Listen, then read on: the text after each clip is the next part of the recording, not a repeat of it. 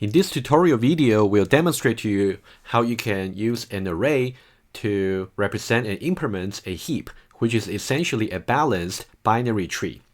Okay, let's see what the guiding principle is. Let's explain the principle using an example. Let's say over here we have so you have a binary tree over here with 10 nodes. You can 1, 2, 3, 4, 5, 6, 7, 8, 9, 10. We got 10 nodes. And we would like to store it for efficient access in an array. Let's say on the right hand side we have an array which we would like to represent this particular balanced binary tree. And it could be that your array size is larger than the number of nodes in the tree currently. So for example, you may have an array of size 15. Let's assume the array indices start with 1. And also we're going to have 15 indices in this case. So the size is 15. The maximum capacity is actually 15 for the array. So now after storing the entire tree, we still have these slots being free. Let's say we simply store integer keys for the tree. So in that case, the integer value for the unstored slots will simply just be 0. Okay. So now what will be the guiding principle for storing the nodes in the tree into the array? We are somehow linearizing the nonlinear tree structure. That's basically what we're doing. Okay, that's the guiding principle over here. We're going to fill up the nodes from left to right at the same level. And then we're going to, once we have finished filling up the same level, we're going to the next level. And between the next between levels, we're going to up and down. Okay, left to right in the same level and up and down from different levels. So for example, we're going to see this node here. That's the only node in this level. And then we go down to the next level. And now for this level over here, we got 2 nodes. We go for the left one first and then the right one. And then after this level here, we go to the next level. And then left and then to right and etc. Okay, that's kind of the idea for storing the nodes. And let's see how we can fill it in. Basically, you start with the root. So this will be index 1. And then next level, index 2, index 3, from left to right in the same level. And now we go down to the next level. So that'd be 4, 5, 6, 7, 8, 9, 10. So these are the first 10 indices in the target array. Let's fill in the elements. Of course, you have to figure out a way to actually to implement this, but I'll give you some formula at the end. So now I'm going to use the blue to denote the contents of the tree. So 16 will actually go to index 1, and then we got 14, 10. So now we finish the level 1. Okay, this is level 0, level 1. And then we got 8, 7, 9, 3, 2, 4, and 1. Okay, and the rest, simply unused slots, will simply store the default value 0. We can use -1. It depends on what your application needs. Okay, that's about how you can fill in the array. So let's see very quickly about, so this is the formula I would like you to understand. You don't really want to memorize the formula, because if you actually use a programming language where arrays actually start with maybe the index 0 as opposed to 1, in that case, the formula has to change accordingly. So you really want to understand the principle about how to infer this particular formula. Let's see how we can do that. So now, first of all, let's try to highlight some example over here. You can see this is a particular node which happens to be a root, and root is always at index 1. Okay, first of all, that's the number 1. Okay, and then let's see, for this particular node, which is internal, has 2 children. You can see the left child happens to be an even number. Okay, and then the right child happens to be an odd number. Okay. And now I claim that the formula will simply be, given any internal nodes, given any node, if you want to find out its left child, it has to be 2 times of the parent's index. And then if you want to find out the right child, it will be 2 times the parent's index plus 1. So now let me just verify that very quickly. So now this is exactly the formula over here, 2i. Okay, so given this parent's index I for any internal nodes, and then there'll be 2i plus 1. Okay, so now you can see 1 here, and we have 2 and 3. So that means for this particular slot over here, its 2 children are simply over here, left child and right child, left child and right child over here. Let's see another example. What about, let's say, for this particular nodes over here? So that's of index 4. So index 4 is over here, okay? Its left child is simply 2 times 4, which is 8, right? We are trying to do 2 times I. In that case, it's going to refer to this particular node being its left. And what about the right? 2 times the index plus 1. 2 times 4 plus 1 will give you 9. And then you can see that it's exactly the right, which is over here. You can see the two siblings are always consecutive over here.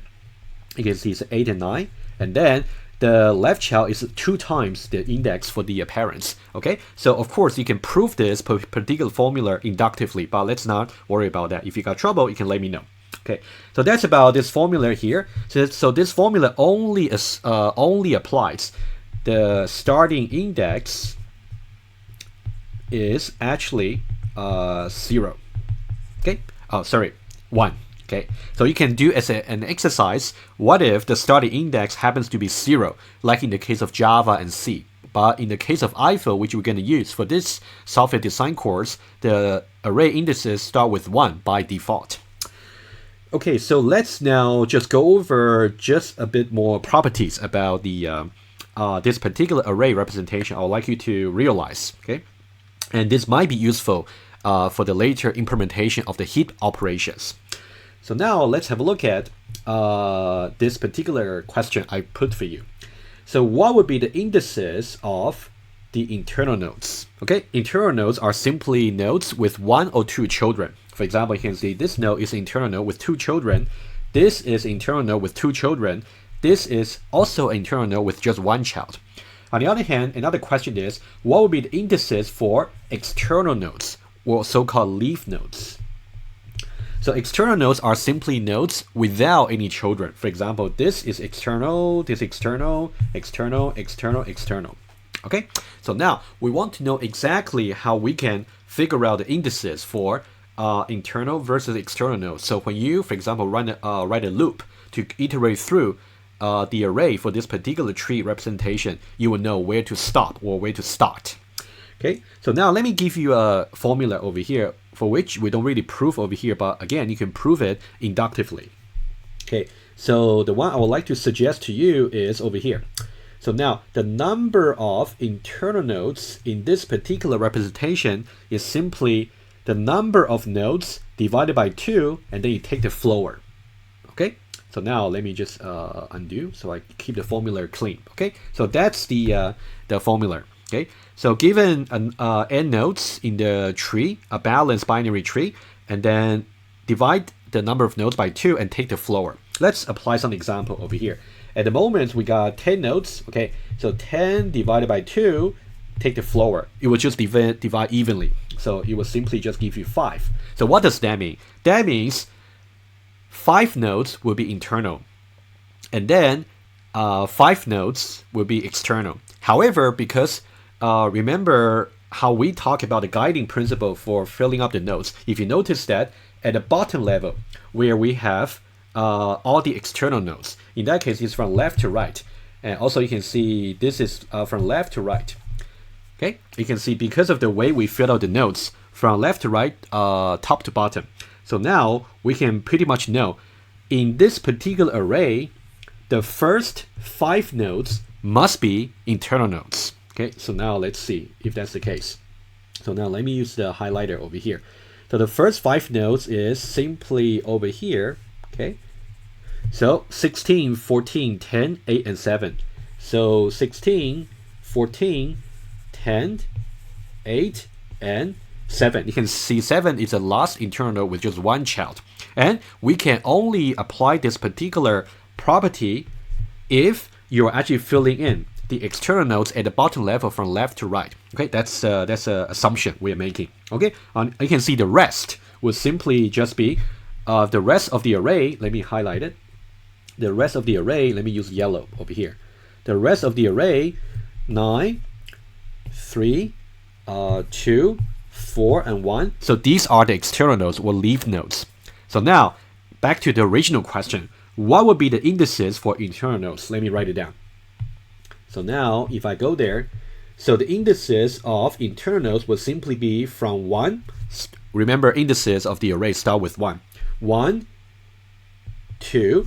Okay, so now, because we know the first this many nodes would just be the internals would be the floor of the number of nodes divided by 2. So these are the indices where they store internal nodes. What about external nodes? Easy, the rest of the array. Okay, so now indices for external nodes would just be, so now we know that this is the index of the last internal node, for example, over here, right? And now it would just be +1, which will give you, for example, the next node, which is external.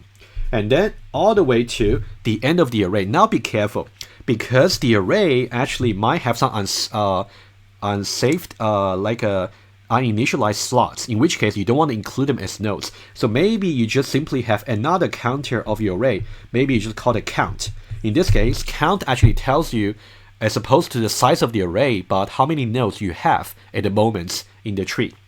Okay, so that'll be this to count. Okay, again, let me highlight these two important things for you to remember. So now for 1, 2, and over 2, take the floor. That will be the indices for the internal nodes. And also, the rest will simply just be the external nodes. You might find these two properties useful later on when you implement the heap algorithm. Okay, so that's about what I want to say about representing a balanced binary tree using a linear array. Okay, and then next we're going to talk about how we can decide whether a balanced binary tree is actually a heap. Okay, assuming that we know how to represent a balanced binary tree using an array, let's see under what circumstances can a balanced binary tree be a heap. So the main thing is it must satisfy the heap property. There are so-called either minimum heap property or maximum heap property. We're going to focus on the maximum heap property. Okay, so now let me highlight it over here. So now we talk about the maxed heap property, which means the root of the heap is always the maximum of the whole tree. And also this applies to every subtree in the root, in the heap. Okay, let's go over the property in a more higher level way and a little bit more mathematics over here. So we say for every nodes in the balanced binary tree that we are talking about, it will satisfy the maximum heap property if the key that's stored in the nodes is strictly larger than the left node, the key of the left node, the key of the left node of that particular node. And also the key of that node is also strictly larger than the key of its right child over here. Okay, let's see for example. So now I would like you to see, based on this particular definition, we say for every node in the tree.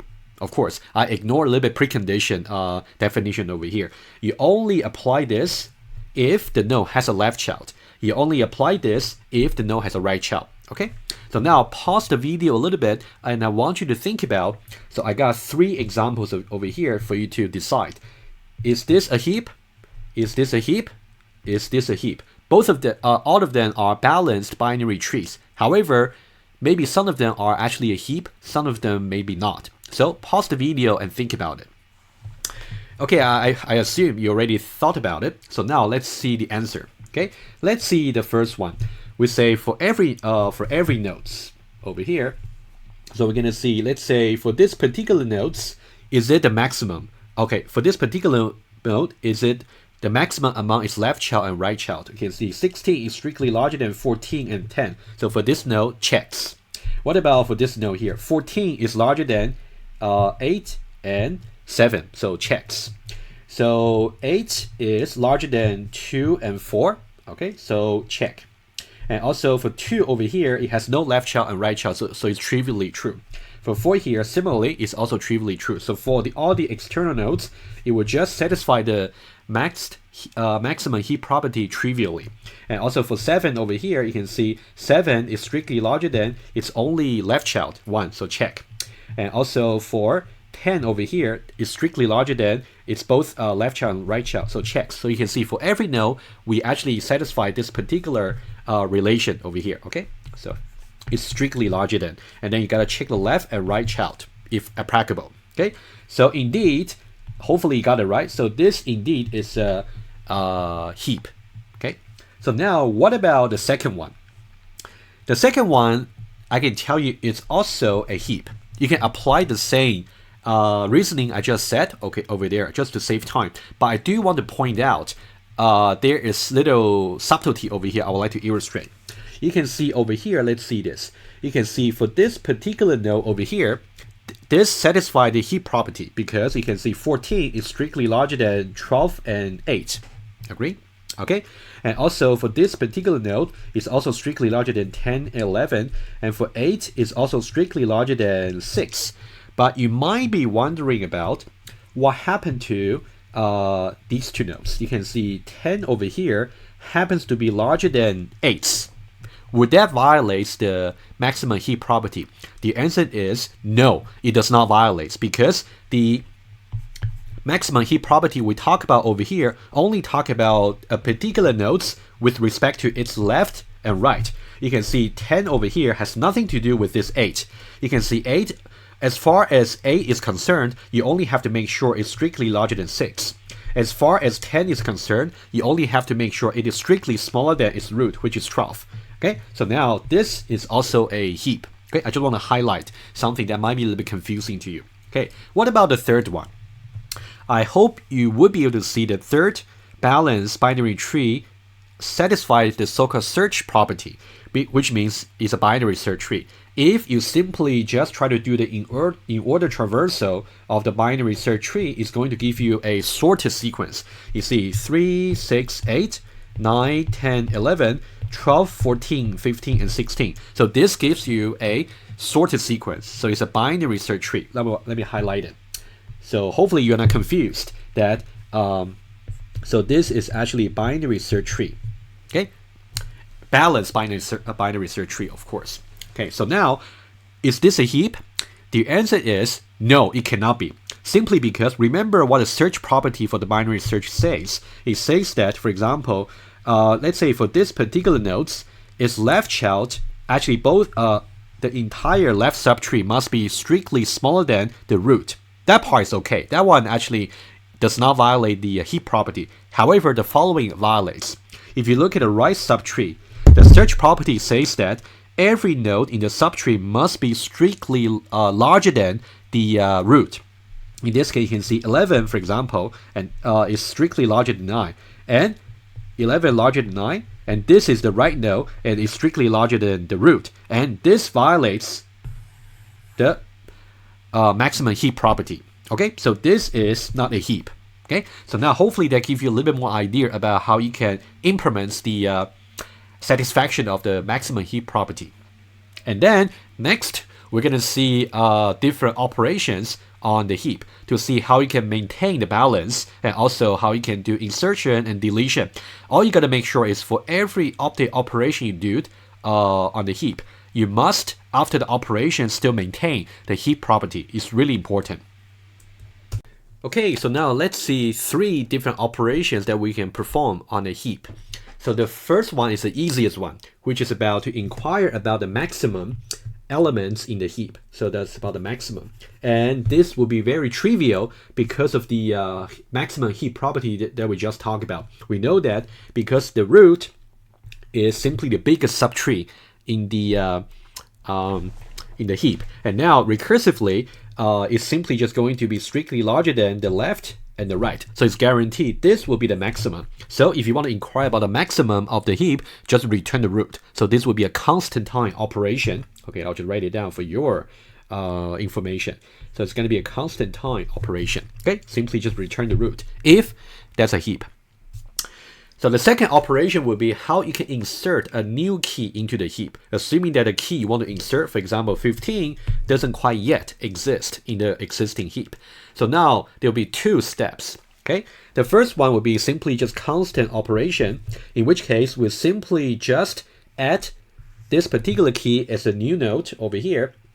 Let me just use green just to be consistent with the color. Okay, so we simply remember at the bottom level we simply filled in from left to right. So now we're gonna update the rightmost external node to be now 15. So now 15 is the rightmost external nodes at the bottom level. Okay. However, so this will take a constant time. However, this is not good because this violates the maximum heap property. So why? Okay. So now let's see why. Let's simply say for this particular node, right? Because we set for every node in the heap. For this node, 7 is strictly larger than 1. However, 7 is not strictly larger than 15, the new node we just added. So this already violates the maximum heap property. So now to fix it, we have to do some fixed restore operation. Okay, so I'll just call it restore operation. So we would like to restore the maximum heap property. Okay, the way you do it is we simply just want to go starting from this particular nodes, and we want to go along to the root. Basically, go along your ancestor path, and then try to see if there's any node that you want to fix until there's nothing to fix. For example, let's say, so we simply start with this particular part of the path. Okay, you can see 7 over here is not strictly larger than 15. So what we should do is swap them. Okay, so now what I would do is I'll simply go back, and now I'm going to say swap them. So this will be 15. This will be 7. Of course, conceptually, it's not too difficult to visualize. However, you have to figure out, because at the implementation level, we are trying to represent this heap using an array. So you have to see exactly how you can perform the array operation. Okay, that's something I will leave to you for implementation. Okay, so now, so up to here, so this particular subtree we are okay, because 15 is strictly larger than 1, 15 is strictly larger than 7, check. However, you can see for this particular node, the next node along the ancestor path to the root, you can see 14, even though it's strictly larger than 8, but it's not strictly larger than 15, so we have to swap again. So now we are really considering for this particular path, for this particular part of the ancestor path. So now we should really swap again. So now we're gonna swap 15 and 14. So 15 will be here and 14 will be here. Okay, that's what we have. And now, do we have to go further? The answer is maybe not, because now 16 is strictly larger than 15, and also 16 is also larger than 10. So now that's about this particular instance, you only have to go this far. But in general, what would be the running time for this particular upward restore operation? As you can see quite easily to visualize, let's say, let me just draw some picture for you. Okay, let's say this is your heap, which is a balanced binary tree. Let's say this is the node you have just added, which might violate the heap property, in which case you have to keep going up along the ancestor path until you have nothing to fix. So in the worst case, you may have to go all the way to the root. So what would be, how many such restore operation do you have to do for each one of them to swap? So this simply corresponds to the height of the tree. And because it's completely balanced, so it would just be log n. N would be the number of nodes. Okay, just mention the running time very quickly to you. So in the worst case, to fix the heap property after inserting a new key, it will take big O of log n time corresponding to the height of the tree. Okay, so now, of course, all you got to do is to actually program this either iteratively or recursively, but iteratively might be a little bit more, might be a little bit easier. Okay, it's kind of up to you. Okay, so now this will be for the insertion operation. Okay, hopefully that makes sense. So now this resulting heap after inserting the new key. So let's use that as the next example in order to illustrate removal. Okay, so now 16. Okay, so now this particular heap is exactly the resulting heap from here. You can double check with that. So now let's say this is a heap we have. We would like to do a third operation. Okay, so far, oh, by the way, for the first operation for inquiring the maximum of the heap, is it possible for us to violate the heap property? No, because we don't change anything. Okay, so that wouldn't violate. Insertion might violate from the bottom, so we gotta go upwards to restore the heap property. So now for the removal, let's see what's gonna happen. So now let's say this is the heap to start with. We would like to remove the maximum. You can see usually when you want to remove an element from the heap, you don't really remove arbitrary elements. You only remove the maximum. okay, which is the root. So now we want to remove 16 over here. So what should we do? Okay, again, what we should do is we should do a two-stage operation. Okay, the first stage will simply just be again, let me use green. Will just be constant operation. What we'll do is we're going to replace the rightmost external nodes at the bottom level over here, which is 7, and replace that for the root we would like to delete, we would like to remove, and then delete this node. Okay, this is constant operation, right? So now basically delete the rightmost external nodes at the bottom level and replace its contents for the root that would like to delete. Okay, that's constant operation. So now what should we do? Again, you can see that the heap property is can also be violated, but from the top. So now, for example, you can see 7 is not strictly larger than 15, and also 7 is not strictly larger than 10. So now we should really do something similar, but in an opposite direction. So how do we do that? All you gotta do is, in this example, find out the maximum of the left and right. The maximum of 15 and 10 will simply just be 15. And now we simply just, you can see that 15 is strictly larger than 7, right? That's not good, so we're gonna do a swap. So now we are really considering this particular descendant path, okay? So before we talk about ancestor path, now we talk about descendants path. So now for this one, what should we do? We should swap. So what we will do is, we'll simply do a swap. So now it's going to be 7 here, and now it's going to be 15. So now I want you to think about why this will work. Because we simply swap the original root, which is 7, with the maximum of its left and right child, which happens to be 15. So it's guaranteed the new one, the new root, is going to be larger than 7 over here and 10 over here. Okay, think about why. Okay, it's very easy to reason about. Okay, we are here. Okay, as far as this node is concerned, we are fine. Check. Okay, because 15 is strictly larger than 7, 15 is strictly larger than 10. So now what about the next one? 7 is not strictly larger than 8. 7 is not strictly larger than 14. So we got to fix it. So now find out the maximum of the left and right, which is 14. So now we are going to worry about this particular part of the descendant path. So now 7 and 14, we should swap them. So now what we should do is we should swap 7 and 14. So 14 over here and 7 over here. Okay, remember this node is gone, right? We already remove it. So now are we okay? So now we are at this level over here. 7 is strictly larger than 1. So now we are fine. So we don't have to go further. So now the resulting tree you can see if you just double check. So we got 15 here, we got 14 here, we got 7 here. So we only change one of the possible descendant path along the way for restoring the heap property. So what will be the general running time? It's actually very similar. Again, let me draw some diagram to illustrate.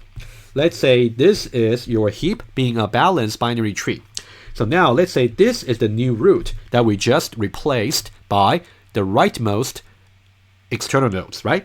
And the heap property might be violated, so we got to go all the way down, Maybe we have to go all the way to the one of the external nodes at the bottom level, in which case the running time will be proportionate to the heights of the tree. And the tree is balanced, that means it will simply be big O of log n. Okay, it's also a log n operation for removal. So now I want you to think very carefully. In the case of insert and in the case of a remove, the first stage is constant operation. However, the second stage for both involve to fix the heap property either from bottom up or from top down. Okay, and in both cases, the running time simply corresponds to the heights of the tree, which is log n. Okay, so that's about the 3 operations I want to talk about for inquiring the maximum, which is constant, for inserting a new key into the heap, which is log n, and also for removing a key, removing the maximum key from the heap, that's also log n. So now that's very conceptual. Hopefully you're comfortable with the idea. Now your challenge is to see how you can implement this, okay, algorithmically. That will be up to you. Okay, finally, we're going to see how we can build a heap, which is a balanced binary tree that satisfies the maximum heap property. How we can build it from an unsorted array. For example, let's say this is the input array. You can see it's simply 4, 1, 3, 2. Okay, maybe you cannot see that quite easily, but remember we talked about how you can represent, use the array to represent a binary tree that is balanced. So convince yourself this particular input array corresponds to this particular balanced binary tree, first of all. Okay, so this is the input, and conceptually you can think about this input correspond to this particular visual tree structure. Okay, you can see again, you can see 4 is the root over here, and then left child, right child, 1, 3, and then you can apply the formula to reason about it as we talked about previously in the video. So now what we like to do is to say how we can build, how we can maybe reorganize the nodes so that it will become a heap. Okay, so conceptually it's not difficult. Okay, but rather than manipulating at the array level, okay, let's say this is the eventual output where you may have some free slots because the maximum capacity may be strictly larger than the number of nodes in the heap. Okay, so now this is currently not a heap, but we would like to make it a heap. Okay, how can we do that? The idea is we have to somehow start with we have to somehow fix the heap property from bottom to top. Okay, so now I want to draw your attention to one of the properties that we talked about previously. We said that the number of internal nodes you have in this particular structure is n/2, and then take the floor. We talked about it. So we know that how can we get access to all the internal nodes? You simply go from 1 until n/2. Okay, take the floor. In this case, it will just be 10/2. Take the floor, it will just be 5, which means these are the internal nodes that we have. Okay, so that means 16, 2, 1. Let me just go with and now I want to go with this particular order to show you. Okay, so now, okay, let me just put the indices very quickly. Okay, so now let's see this. You can see this index 1, 2, 3, 4, 5, 6, 7, 8, 9, and 10. And let's say we are trying to go with this particular direction. So what does that mean? That means we are going to go, the first one, 16. And then so we go reverse the array indices. And then we go for 2. And for 2, it's going to be over here. So now from right to left, and then from bottom to top. So exactly the reverse order as we're filling in the tree. Okay? And then 3 would be the rightmost at this level, and then go to the left, that will be 2, and then finally this level only 1. Okay, so we want to go for right to left and also bottom to top. This is the order we would like to go. And for each one of the nodes that we go in this particular reverse way of revisiting the nodes, we want to restore the balance top down. Okay, so now, so what we will do, okay, let me show you how we can do that. So now let's say we are looking at the very first node. So we go in the reverse way like this, right? So now, so in the reverse order, okay, and now for each node n, we want to restore the balance, restore the heap property. And then we want to restore the property top down as if we were trying to restore from the root, like how we did it for the removing the maximum from the heap. Okay, restore the property, and then we'll say downwards. Okay, I think that would be the right way to say. Okay, let me illustrate to you exactly what I mean. So this is the first node we are dealing with. Okay, so now does it violate the heap property? It does not, because 16 is strictly larger than 7, so we are okay. Okay, and then what about the next one would be 2. Okay, right? The next one will be 2. Does it violate the heap property? It does, because now 2 strictly larger than 14 is not good. So we want to find out what's the maximum for the left and right. In that case, maximum will simply be 14. And 14, we can simply swap it. So now there'll be 14 over here and 2. Okay, so now there's no more to fix, so we can go on. So the next one in the reverse order will be 3. So now for 3 here, does it satisfy the heap property? It does not, because now you can see 3 is not larger than 10, 3 is not larger than 9. Find out the maximum of 9 and 10, which is 10. So now how do we do it? Just swap. So 10 here, and then 3 here. So now we are also okay. You can see so far we have done over here, we have done this particular order, and then we are done with this, right? So that means we are done with this particular subtree, we are done with this particular subtree, we are also done with this particular subtree. Well, when will the next subtree? And this one here. Okay, so now let's go for that. So now it'll be 1. So now, how do we restore the heap property? You can see 1 is not larger than 14, 1 is not larger than 16 over here. What's the maximum? Maximum is simply 16. So what we do is swap. So now 1 and 16. So there'll be 16 here and 1 over here. Okay, and then we have to go with this iteratively or recursively, and this might go all the way to the bottom. Okay, so now you can see that. So now we are over here, and you can see 1 and 7. Does it satisfy the heap property? No, it does not. We're gonna swap them. So now 7 here, and then we have 1 here. So now we are fine. Okay, you can see for this particular one, we actually had to go all the way to the bottom over here, right? We're gonna do this potentially for every one of them. It could be up to log n potentially. Okay, so now after this, so now we just fix this particular one over here. So now let's go for the final one, which is the root over here.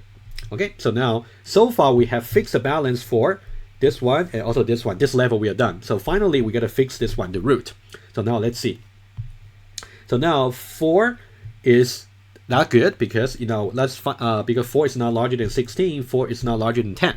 So now find out the maximum for the left and right, which is 16. So we gotta swap them. So 4 becomes 16 and this becomes 4. So now are we satisfying the heap property? Maybe not, because you can see 4 over here is not larger than 14. 4 is not larger than 7. So what we're gonna do is find out the maximum for the left and right, which is 14, right? So now we're gonna swap them. So 4 here and 14 over here. Okay, and after that 4 larger than 2, that's fine, but 4 larger than 8 is false. So now we get a swap. So the maximum for the left and right is simply just 8. So swap them. So that will be 8, and this will be 4. Okay, so now we are now actually in a. So now we are done with the all the nodes. You can see this process over here is a little bit more complicated than before. So that's why you have to remember we go in the reverse order of the array indices for all the internal nodes over here, which start with n/2 of the floor. For each node that we visit, we have to make sure we try to restore the balance for that particular subtree. So which means the running time for that particular subtree might just go all the way to the bottom. Okay, so that's something you want to pay attention to. So now what do we have? Let me just write down the tree that we have ended up with. So we got 16 over here. Okay, and then over here we got, okay, let me see.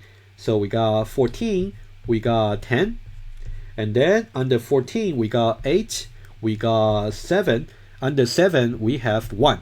Okay, under 8 we have 2, and then we have 4, and then under 10 we have 6, and then we have 3. So now the question is this a heap? Okay, let's do a very quick check. Okay, so now you can see 16 larger than 14 and 10. 14, okay, so that check. 14 larger than 8 and 7, that checks. 8 larger than 2 and 4, check. All the external nodes are automatically satisfying the heap property, so we check automatically. So now 14 larger than 8 and 7, so that checks. And 7 larger than 1, the only child, that also checks. And 10 larger than 6 and 3 also checks. Okay, so this particular procedure, you have to code it very carefully, but conceptually it's not too bad. Okay, so what we get eventually is this particular array at the lower level.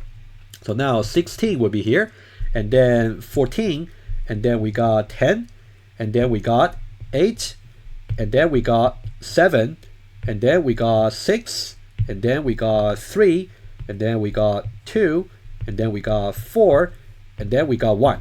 Okay, so this is kind of the runtime change you have to observe from the initial array input structure to the final one that corresponds to a balanced tree that satisfy the maximum heap property. So review this the last part very carefully. This might be the most difficult one to code out, but it does reuse the subroutine that we use to restore the balance for in the case where you try to remove the maximum for the heap, okay, which is to fix the heap property for a particular subtree from the root. Okay, so that's something I would like to mention for this whole tutorial video. Okay, review it, see the notes, review my reasoning. Hopefully that will help you to complete your lab implementation and specification.